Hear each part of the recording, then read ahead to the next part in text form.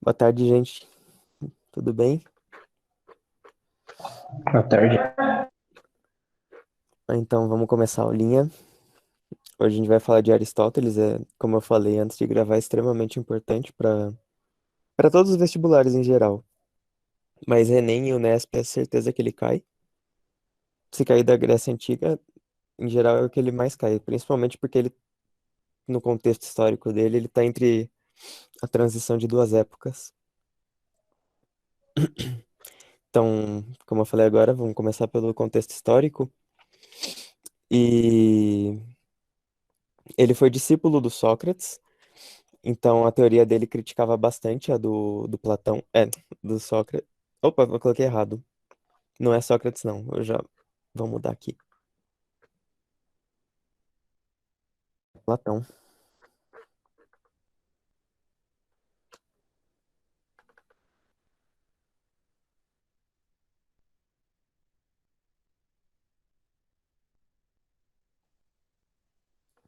Bom, então, no contexto histórico, ele foi discípulo de Platão, então ele criticava bastante as teorias, principalmente a questão dos dois mundos, que a gente falou na aula passada, do mundo sensível e o mundo ideal das ideias, o mundo sensível e o mundo das ideias. Porque o Platão falava que a única maneira de adquirir conhecimento era no mundo das ideias. Já o Aristóteles ele fala que só existe um mundo, então é aqui mesmo que a gente adquire conhecimento. Como eu falei, também ele viveu na transição do período clássico para o helenismo, e isso pesa bastante nas ideias mais polêmicas dele, Professor, porque. Oi? parou de apresentar para mim, não sei se para os outros. Ah, é? Aqui Deve ter, também, professor. deve ter parado, então vou voltar.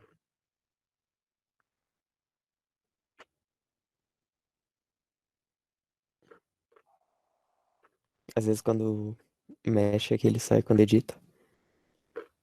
Agora tá? Tá sim. Então, beleza. Bom, ele viveu nessa transição do período clássico para o helenismo. Isso pesa bastante na teoria dele, porque é uma mistura de culturas, né? O helenismo, ele é quando os macedônios invadem a Grécia. Então rola uma mistura de cultura ali, um pouco dos macedônicos com os gregos. E eles continuaram no território da Grécia mesmo. E o Aristóteles em si, ele já não era ateniense, ele era da Macedônia. Então, ele influenciou muito os filósofos helenistas, que a gente vai falar na próxima aula. E ele era, inclusive, mentor do Alexandre o Grande.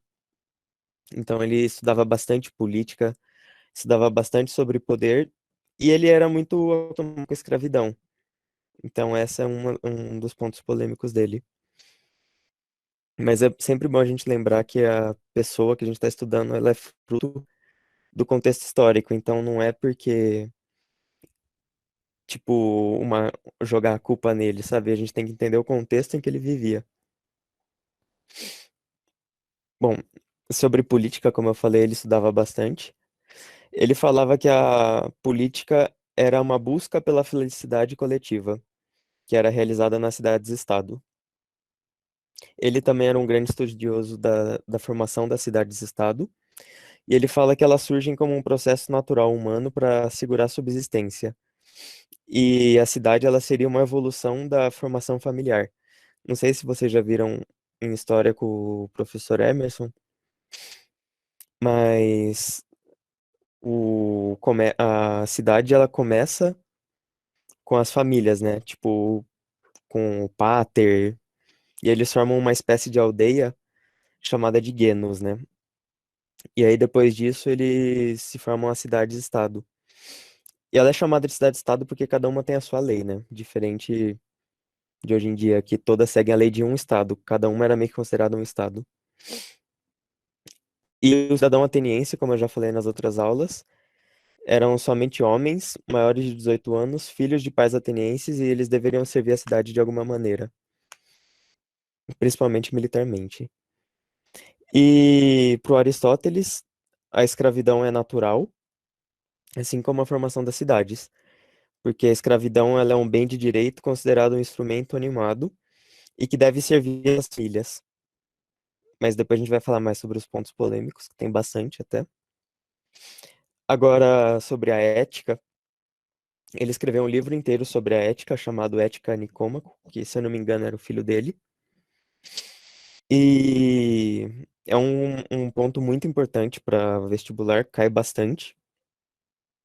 E ética nada mais seria do que a busca pela felicidade.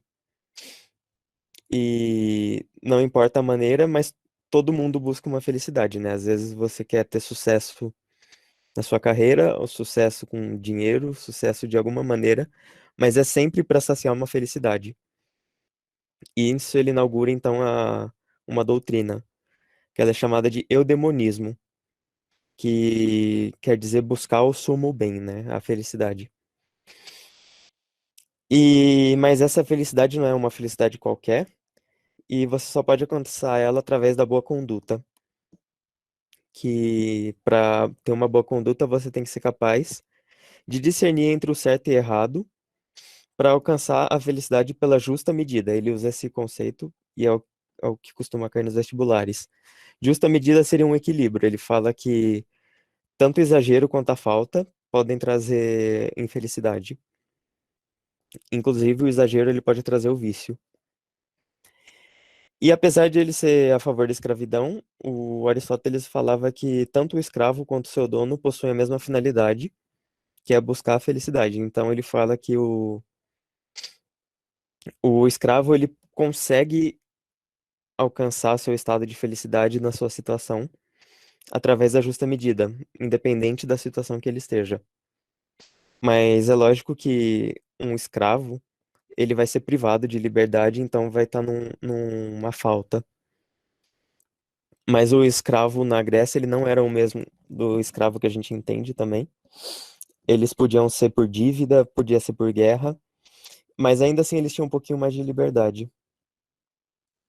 Muitos deles trabalhavam inclusive em minas de mármore, mas aí era um trabalho mais pesado. Alguns também serviam as famílias, que era um trabalho mais tranquilo, e muitos eram até parte dessa família. Mas isso não vem muito ao caso. O, o Aristóteles, então, ele traz essa pergunta, o que é a felicidade? E tem essa doutrina que ele criou, o eudemonismo, e tem também o hedonismo. Se a gente pegar a palavra em si, eu quer dizer verdadeiro, né? E demonismo é esse tipo de felicidade, então seria uma felicidade verdadeira.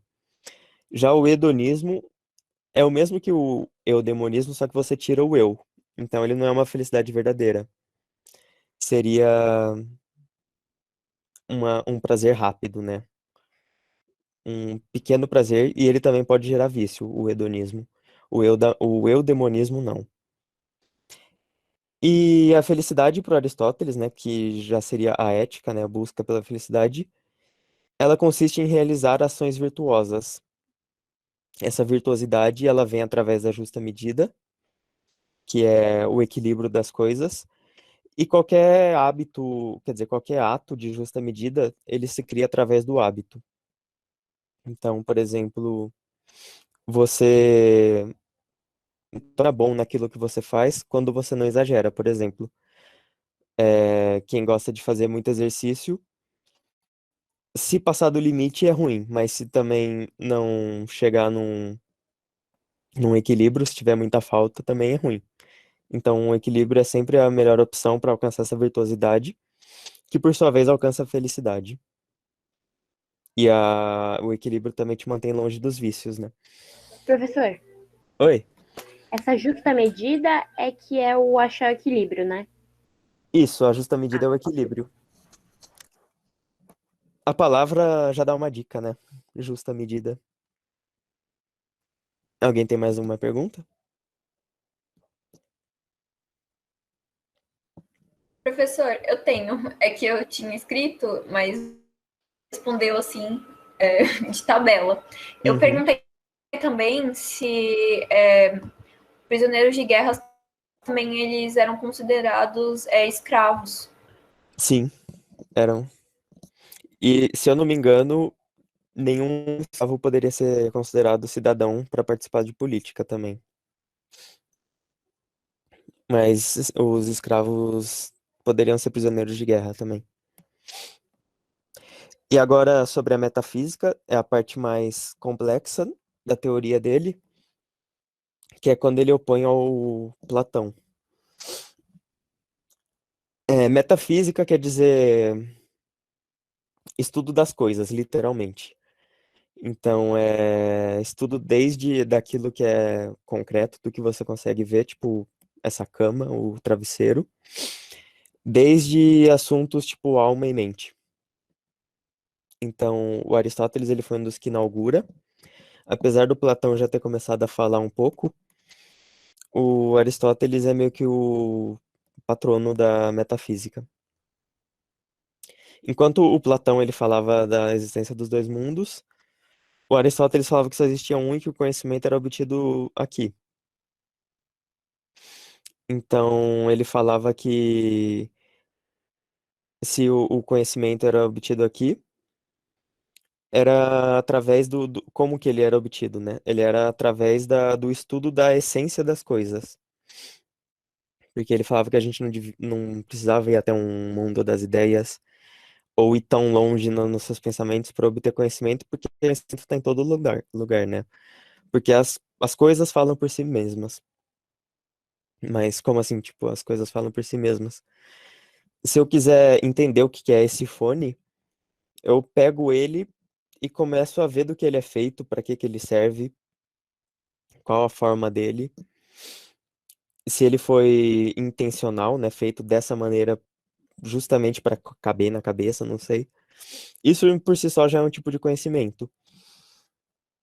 Apesar de dele ser o patrono da metafísica, a filosofia dele é bem prática, né? Ele gostava de separar as coisas em, tipo, classificações. Então, ele foi um dos primeiros a fazer isso. Depois a gente vai estudar mais sobre o Descartes, que pega muito essa ideia também. Mas ele influenciou, de certa maneira, o modo que a gente enxerga as ciências, de ver elas divididas em biologia, daí química, daí tem essa transição bioquímica entre as duas. Ele dizia que o conhecimento podia ser obtido através dessas classificações também. É o que ele chamava de organum, de organização, né? Daí veio essa palavra.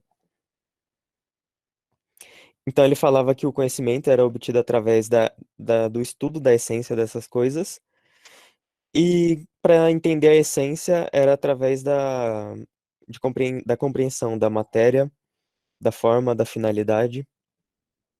Alguém tem alguma dúvida?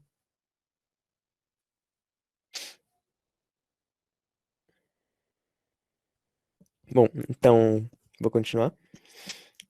Ele falava também que tudo tem um princípio de existir. E por isso ele desenvolveu a teoria das causas. É aquilo que eu tinha falado sobre o material, forma. Ele fala que existe essa causa material. A causa material, ela é o que diz respeito da matéria-prima. No momento que eu estava fazendo o slide, eu estava com o mouse na mão, então eu usei ele como exemplo, mas aqui eu não estou com ele. Mas a gente pode pegar o fone. Então, a causa material, né, a matéria-prima do meu fone ainda assim seria o petróleo, porque ele é um plástico. A causa formal é o formato dele, a forma, que seria um fone de plástico, não um controle. A causa eficiente é o que fez o material virar uma causa formal. Ou seja, o que que transformou, ou quem transformou, o petróleo, né, o plástico, em um fone. E também a causa final, que seria a finalidade das coisas. Seria eu poder ouvir mais perto, não sei, melhor. E ele usa esse conceito de substância como uma junção entre a matéria e a forma. Então, a forma do fone junto com o plástico, isso seria a substância fone, o que define ele. Então, qualquer coisa na teoria do Aristóteles você pode estudar dessa maneira. Usando uns exemplos mais próximos, a gente parece meio algo meio besta assim, mas se a gente for ver que todas as ciências fazem isso, né, usando essa maneira, ele adicionou um certo rigor, né, com o organon, com essa organização. É tipo, facilita para você começar a estudar uma coisa. Muito mais prático do que pensar no mundo das ideias, por sinal. E ele usava também o termo de potência, o conceito potência. E potência significa possibilidade do ser, que é aquilo que ele ainda não é, mas pode vir a ser. É tipo, na filosofia a gente usa a palavra devir, que seria um fluxo. É algo que você pode se tornar. Tipo, o petróleo virou um plástico e o plástico virou um fone. Então, o petróleo é um plástico ou um fone em potencial. Da mesma maneira que cada um de nós pode seguir uma profissão, a gente é, sei lá, eu sou um psicólogo em potencial e cada um segue a sua carreira. E tem também o conceito de ato, que é a situação atual do ser, aquilo que ele já é. Então, no momento, né, no ato, o petróleo virou um fone, basicamente isso. Professor, desculpa Oi. interromper. A Vitória, ela falou que não entendeu. Eu acho que foi o outro slide que ela tinha dito. Uhum. Não entendeu o que será? Se ela puder falar até onde ela entendeu? Quando você começou a dar o exemplo do petróleo, dos plásticos, do fone, eu não entendi. Tá. Então, a Eu ideia. acho que era isso aí, causa material, causa formal e causa eficiente. Certo. Então, pro Aristóteles, ele discordava do Platão, ele falava que o conhecimento podia ser visto aqui no mundo sensível mesmo. Se a gente olhar para alguma coisa, a gente consegue estudar a essência dela. E é daí que vem o conhecimento. É tipo, pura observação, sabe? É tipo aquela ideia de você criar hipóteses, só que anterior a isso. É essa ideia de você olhar, por exemplo, para uma roupa e você dizer do que ela é feita, por exemplo, lã, algodão, e qual que é a forma dela, é justamente para caber os braços, né? Essa é a causa formal. A causa material é do que ela é feita, a matéria-prima. A causa eficiente, acho que essa aqui é a mancada, né?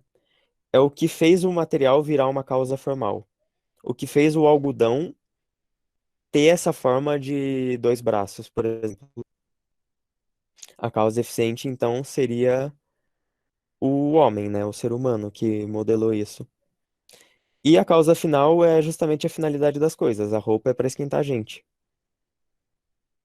Então, ele sempre procura, de maneira muito prática, separar as coisas, para você entender a essência delas.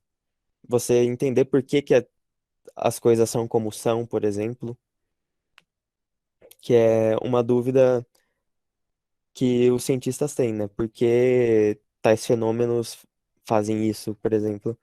Por que que o sol se põe quando chega a lua, ou o contrário?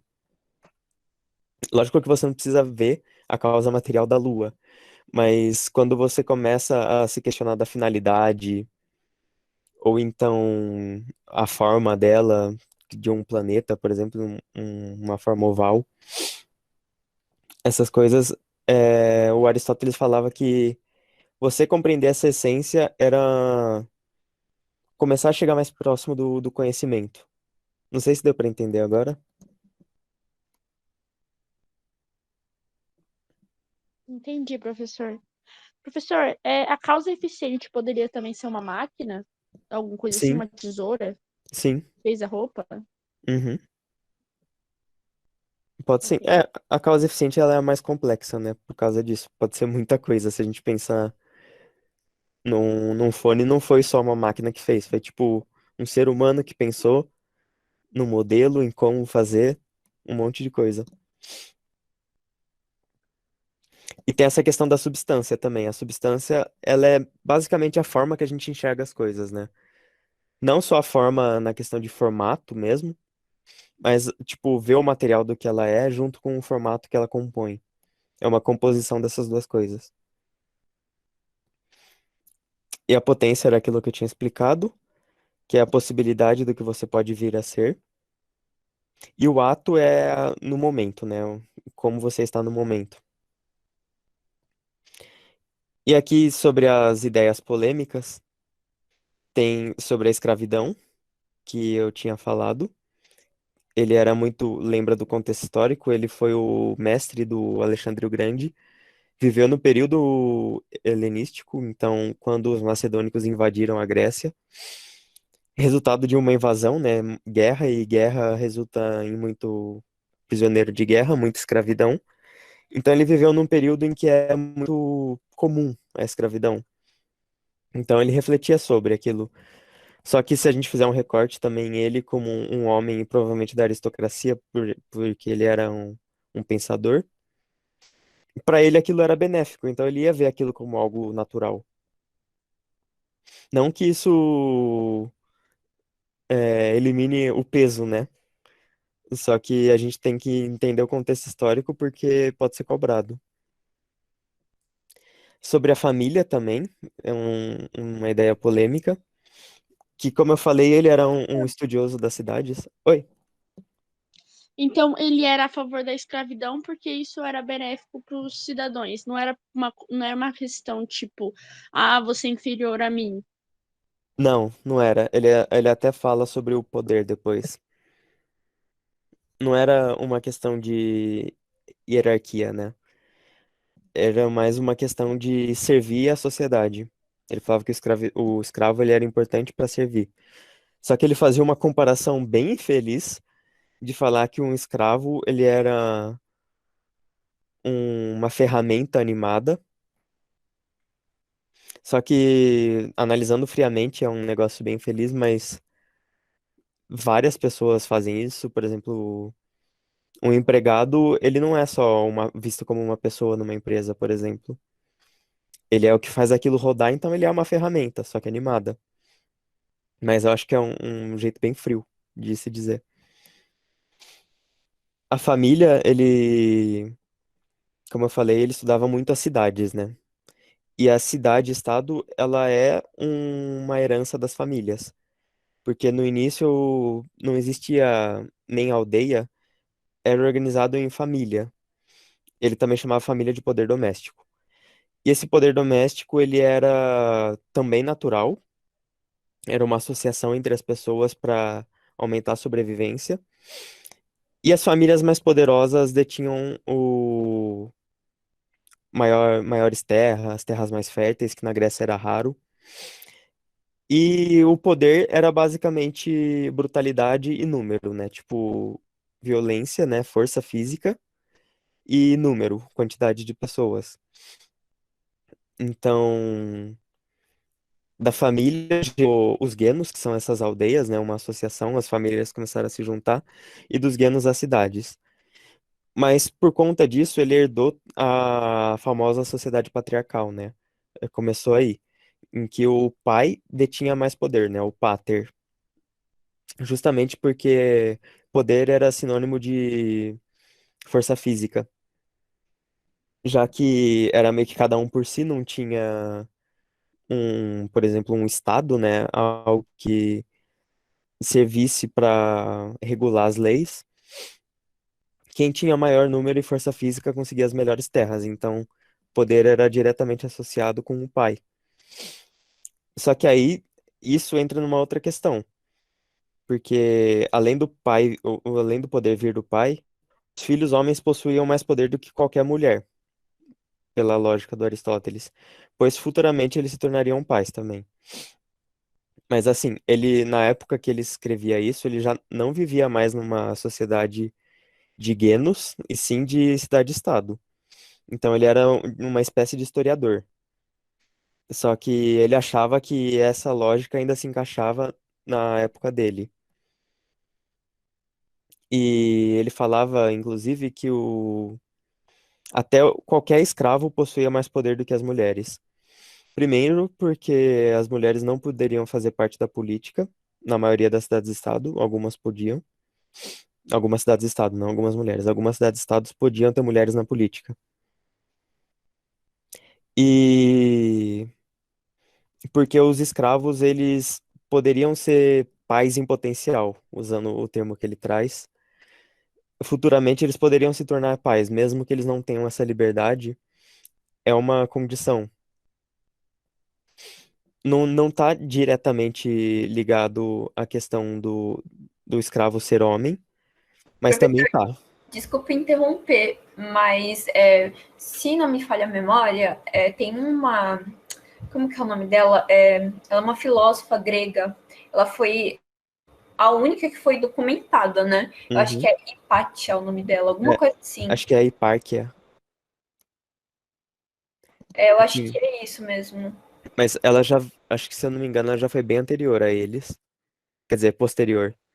Eu acho que sim. E eu tinha uma outra dúvida. Eu não lembro se foi Sócrates ou se foi Platão, mas eu lembro que, se eu não me engano, um deles falaram que mulher é alguma coisa, tipo, é um feto menos desenvolvido, por isso que elas não tinham tantos direitos quanto os homens, porque elas não tinham a superioridade que os homens tinham. Era alguma coisa assim que eu tinha visto uma vez, só que eu não sei se isso é verdade. Essa daí eu não conhecia, eu acho. Às vezes eu já ouvi falar, mas não me lembro direito para passar para vocês com mais segurança. Mas as cidades-estado em si só já eram muito diferentes umas das outras, né? Então, algumas as mulheres eram aceitas na política e outras era extremamente fechado. Apesar de que a gente vê que Esparta era completamente militarizada e Atenas é uma busca de conhecimento, porque a maioria dos pensadores ia para lá. Em Atenas a mulher tinha um papel muito mais importante do que quer dizer, em Esparta a mulher tinha um papel muito mais importante que em Atenas. Então a Grécia ela tinha um território muito grande, né? Então a gente não pode falar que em um lugar, em uma cidade-estado era igual a outra. Mas essa eu não sabia. Bom, essas eram as ideias polêmicas. E alguém ficou com alguma dúvida nas teorias sobre metafísica também? Pelo menos pra mim tá de boa. Então, beleza. Você pode, você pode repetir metafísica, professor? Posso? É bom repetir porque essa aqui é uma das partes mais importantes. Então, metafísica, a gente vai ver em outros filósofos também. Metafísica é o estudo das coisas, literalmente. E por que coisas? Porque é literalmente qualquer coisa. Desde essa blusa que tá aqui do meu lado até a mente. Coisas que a gente não vê, desde coisas concretas até coisas abstratas. E o Aristóteles, ele meio que iniciou a metafísica, porque ele discordava do seu mestre, o Platão, que tinha a ideia, o mundo das ideias, o mundo sensível. E por que que ele iniciou essa metafísica? Porque ele foi o primeiro a querer estudar a essência das coisas. Apesar de que o Platão já falava de um mundo abstrato, né, um mundo das ideias, ainda não era propriamente uma metafísica, porque ele não queria estudar a essência dessas coisas.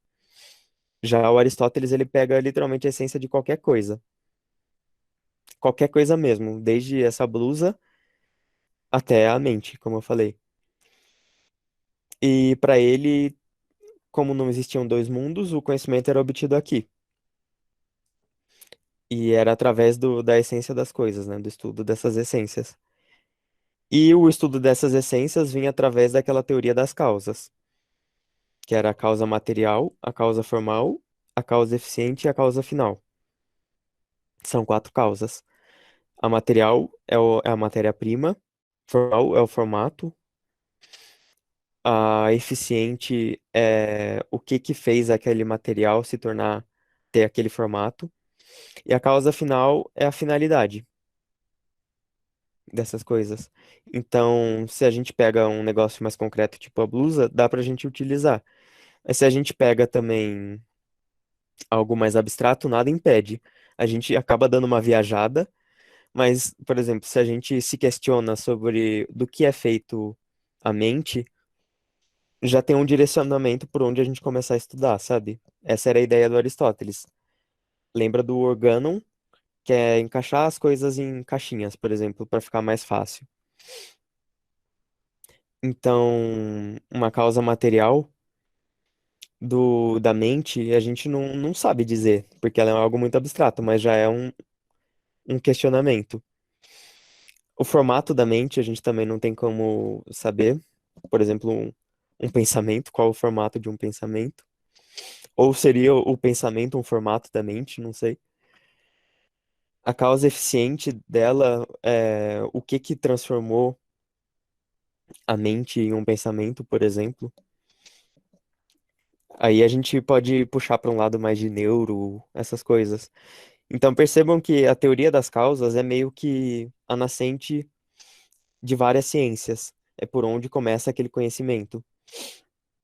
E foi muito importante essa ideia do Aristóteles de romper com a teoria do Platão, porque aí a gente transforma as coisas em algo mais práticos, assim, né? Porque para a ideia do Platão, se o conhecimento ficava no mundo das ideias e o mundo das ideias era alcançado através do diálogo, também faz muito sentido, mas não cabe para todas as coisas. Você não consegue ter um diálogo com coisas inanimadas. E então essa era a teoria das causas do Aristóteles. E aí tem a questão da substância, como eu falei, que é a matéria mais forma. É a matéria-prima de uma blusa junto com o formato dos dois braços dela. Isso é substância, né? E a potência é a possibilidade do que aquilo pode vir, por exemplo, do vir a ser. Seria, por exemplo, o algodão pode se tornar uma blusa. Então, o algodão é uma blusa em potencial. E o ato, como eu tinha falado, é aquilo na atual situação. Por exemplo, já é uma blusa. Deu pra pegar melhor agora? Professor, então assim, a metafísica, ela busca conhecer a essência das coisas. E a essência das coisas podem ser definidas pelas causas. Isso. O Aristóteles, né? Isso foi o comecinho da metafísica. Depois, lá pra frente, a gente vai ver outros filósofos mais contemporâneos nossos, mais atuais. Tipo, Heidegger, ele volta com essa ideia e ele começa a se perguntar de novo o porquê das coisas. Daí tem um capítulo do livro dele que ele faz uma filosofia inteira em cima de um martelo, literalmente, para que que serve um martelo. Só que é justamente para passar essa ideia e você transpor essa ideia para as outras coisas, e não para você querer entender o que é um martelo em si. Então, Aristóteles foi bem importante, porque ele que começou toda essa ideia meio doida de metafísica. Podemos ir para os exercícios? Sim. Bom, esse aqui, ele é do Enem, ele é de 2017. Textão grande, a gente geralmente já sabe que é Enem, né? Mas lembrando que Aristóteles é muito importante para a Unesp, eu trouxe dois da Unesp, e um deles é da segunda fase. E também e é muito bom para o USP também, para a FUVEST, porque para redação, já que ele fala de política, já que ele fala de ética, temas polêmicos, essas coisas, dá para citar ele. Então, nesse texto ele fala: se, pois, para as coisas que fazemos existe um fim que desejamos por ele mesmo, e tudo o mais é desejado no interesse desse fim, evidentemente tal fim será o bem, ou antes o sumo bem. Então ele está falando da felicidade, né? Da ética. Mas não terá o conhecimento, porventura, grande influência sobre essa vida? Se assim é, esforçarmos-nos por determinar, ainda que em linhas gerais apenas, o que seja ele e de qual das ciências ou faculdades constitui o objeto. Faculdades geralmente a gente entende meio que como as causas. Depois a gente vai ver um filósofo Kant, e ele traz as faculdades. Eles seriam tipo essas causas materiais, tudo que constitui um objeto em si. E ninguém duvidará de que o seu estudo pertença à arte mais prestigiosa e que mais verdadeiramente se pode chamar a arte mestra.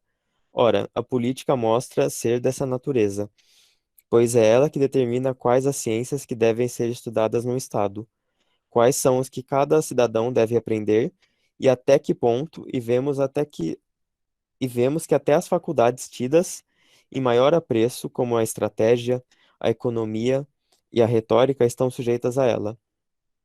Ora, como a política utiliza as demais ciências e, por outro lado, legisla sobre o que devemos e o que não devemos fazer, a finalidade dessa ciência deve abranger as das outras, de modo que essa finalidade será o bem humano. Então, aqui ele pega, né, do Ética Nicômaco, que é aquele livro que eu falei, e perceba como que a teoria do Aristóteles ela é toda interligada, né? A gente começa falando da ética e da felicidade e termina falando na política, que são duas teorias dele se comunicando. E lembra que a política, ela é a busca pela felicidade coletiva, em comunidade. Já a ética, ela é a busca pela felicidade individual. Mas essa ética, ela não pode interromper a busca da felicidade de outras pessoas. Então, a ética é uma felicidade individual, mas não é egoísta, ela não ataca a felicidade dos outros. Então ele fala, para Aristóteles, a relação entre o sumo bem e a organização da polis pressupõe que sumo bem seria a felicidade, né? Esse bem-estar. Então ele fala que a felicidade entre o bem-estar e a organização da polis pressupõe que o bem dos indivíduos consiste em cada um perseguir seus interesses. O sumo bem é dado pela fé de que os deuses são os portadores da verdade. A política é a ciência que precede todas as demais organizações da cidade. A educação visa formar a consciência de cada pessoa para agir corretamente. E a democracia protege as atividades políticas necessárias para o bem comum. Qual vocês acham que é?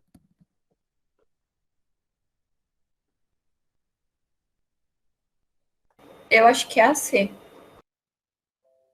Uhum. É a letra C, exatamente. Essa a gente pode ir fazendo por eliminando, né? A letra B a gente pode eliminar, já que fala dos deuses portadores de verdade. A letra D, ela pode enganar também, porque ela fala que a educação visa formar a consciência de cada pessoa para agir corretamente.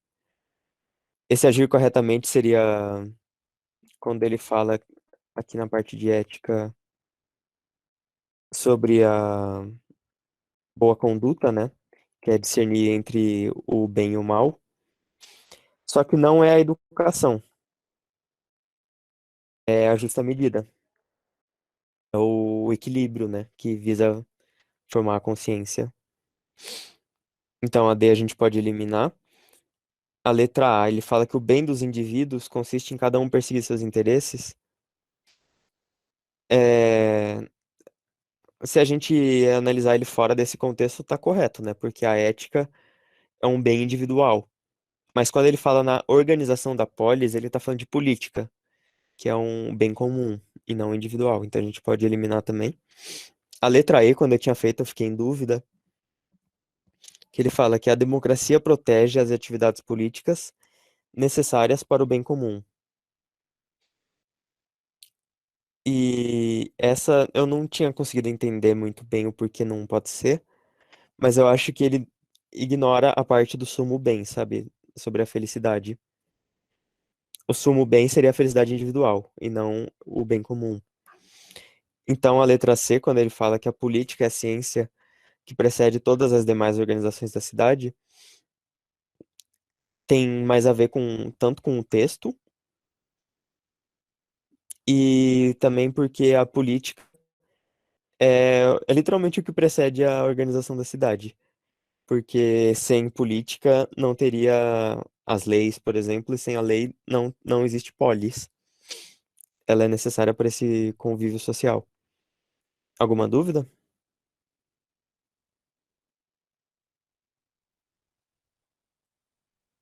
Bom, então vou continuar. Essa aqui ela é da Unesp já. Ela é um pouquinho mais concisa, né? Mais direta. É preciso dizer que, com a superioridade excessiva que proporcionam a força, a riqueza, os muito ricos não sabem e nem mesmo querem obedecer aos magistrados. Ao contrário, aqueles que vivem em extrema penúria desses benefícios tornam-se demasiados humildes e rasteiros. Disso resulta que uns, incapazes de mandar, só sabem mostrar uma obediência servil e que outros, incapazes de se submeter a qualquer poder legítimo, só sabem exercer uma autoridade despótica. Esse texto, falando agora, saindo da questão, mas ainda sobre Aristóteles, lembra um texto que ele fala sobre relacionamento. Ele fala que um relacionamento ele é composto de justa medida também. Se uma pessoa é subordinada num relacionamento a tudo que a outra fala, tudo que a outra manda,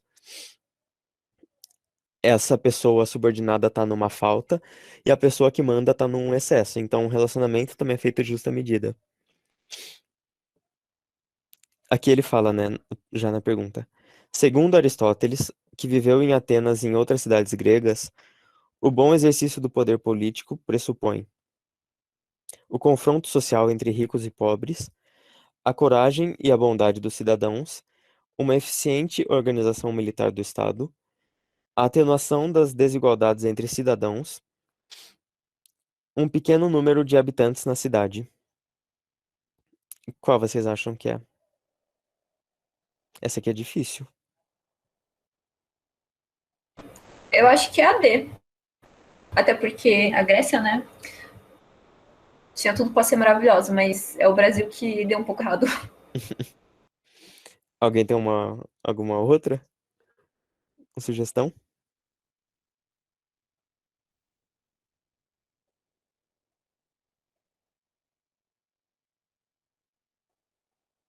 Eu tô entre a A e a D, mas eu acho que é a D. Uhum. É a letra D. A A e a D é bem Acho que é A. próxima, né? É a letra D. Eu também fiquei em dúvida entre a A. É... A letra C não tem nada a ver, porque Atenas não tinha. Ela tinha organização militar, mas quem focava nisso era Esparta. Pequeno número de habitantes na cidade também não, porque Atenas era uma das mais povoadas. E a letra D, atenuação da desigualdade entre cidadãos. Ele falava que o bom exercício do poder político pressupõe a atenuação da desigualdade. Seria diminuir o desequilíbrio, né? Entre ricos e pobres. É estranho usarem a palavra rico num contexto antigo assim. E agora, sobre a última questão também da Unesp, da segunda fase, ela é, ela é escrita, né, não é de assinalar. Ele fala, sendo, pois, de duas espécies a virtude intelectual e moral, a primeira gera-se e cresce graças ao ensino. Por isso requer experiência e tempo, enquanto a virtude moral é adquirida em resultado do hábito. Não é, pois, por natureza, que as virtudes se geram em nós. Adquirimos-las pelo exercício e como também sucede com as artes. As coisas que temos de aprender, antes de poder fazê-las, aprendemo-las fazendo. Por exemplo, os homens tornam-se arquitetos construindo e tocadores de lira tocando esse instrumento.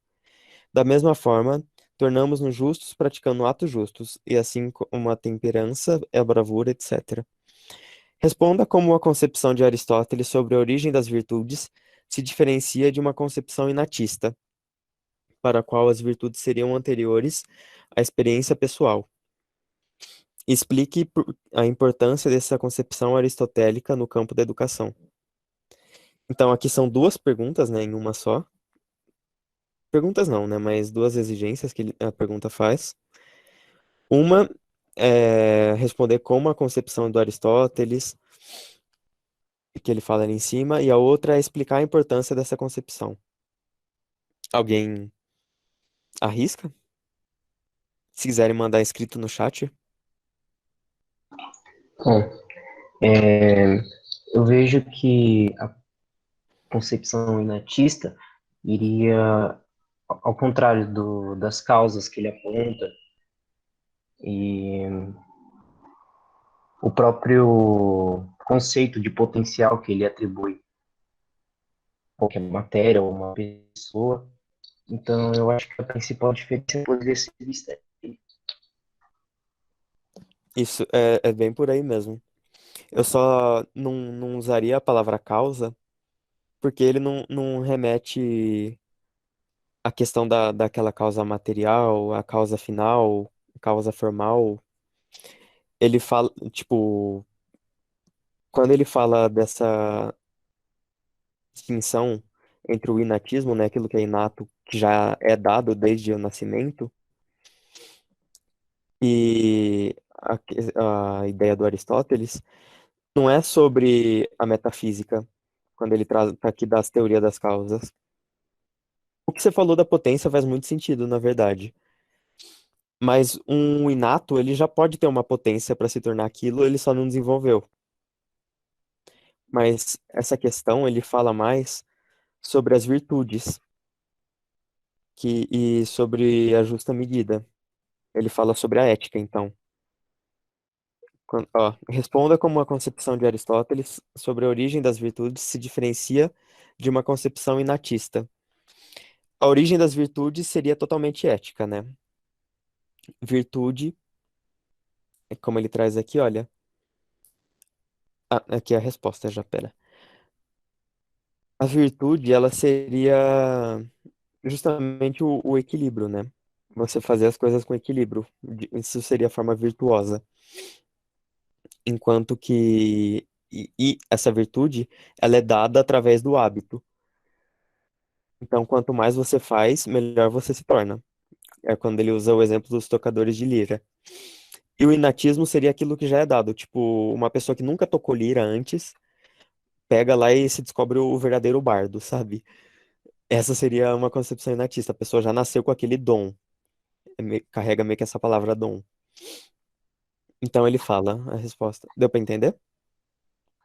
Entendi, sim. Obrigado. De nada.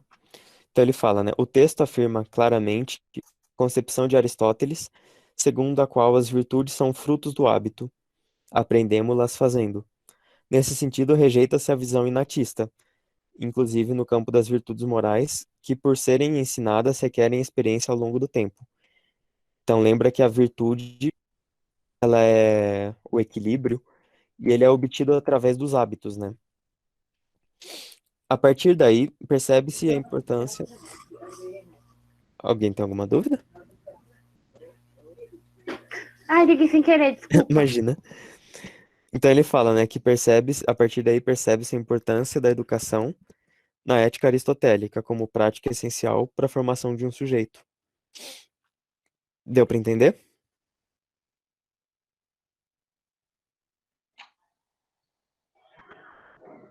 Deu sim. Então, beleza. Alguém tem mais alguma dúvida, gente? Como tá bem em cima, se alguém tiver dúvida, pode me mandar no WhatsApp também.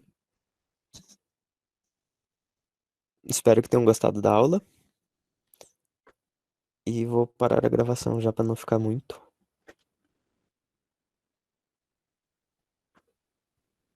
Para não ficar muito grande.